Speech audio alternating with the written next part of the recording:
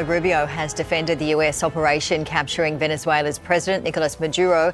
He says it was a legal military operation and there were limitations in notifying US lawmakers about the plan.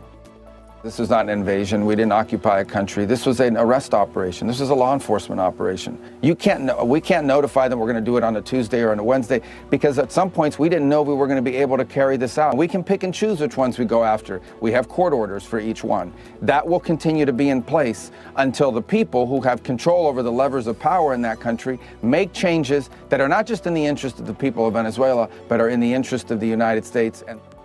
James Matthews has more on the US's plan for Venezuela. An interesting timeline today. You know, we had that yesterday, Donald Trump saying we're going to run Venezuela. In fact, he pointed out Marco Rubio, the people behind me were going to be involved. We heard from Rubio about, well, you know, how's that going to work when you've got people in Venezuela, key people, the military, the interim president, saying everything other than we are going to roll over and take this. Rubio was interesting. He spoke about his hope for a holistic transition. It's clear that he doesn't envisage necessarily a team of Americans going in and assuming the presidential office. They're going to try to work with what they've got there. And what they've got there, of course, is the rump of the Maduro regime.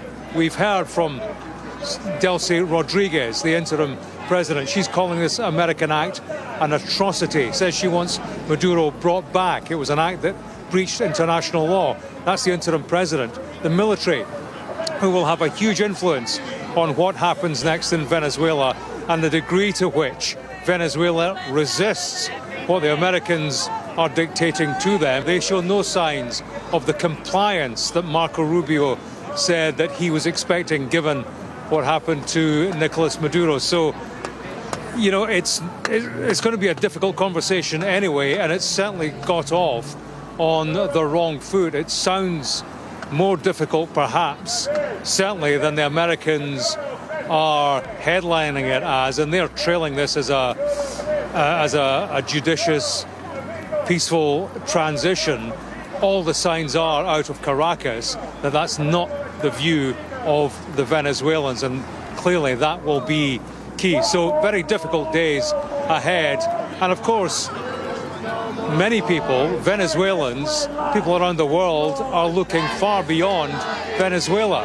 That's where Nicolas Maduro and his wife are, in the Metropolitan Detention Center, ahead of his court appearance. We expect that possibly to take place tomorrow. Let's just give you a very brief flavour of the view of this crowd that's gathered here, something like 200 people. Zoe Alexandra, hi, you're demonstrating here. Tell us what's on your mind. Well, we're out here today in outrage because we saw the Trump administration take yet another illegal and unilateral action, this time against the people of Venezuela, carrying out military strikes against a sovereign country and kidnapping its president, who's currently being held in the Metropolitan Detention Center. So we're out here today to say that we're against war and we're against this unilateral military action. Okay. Zoe, many thanks for joining us. Thanks for your time.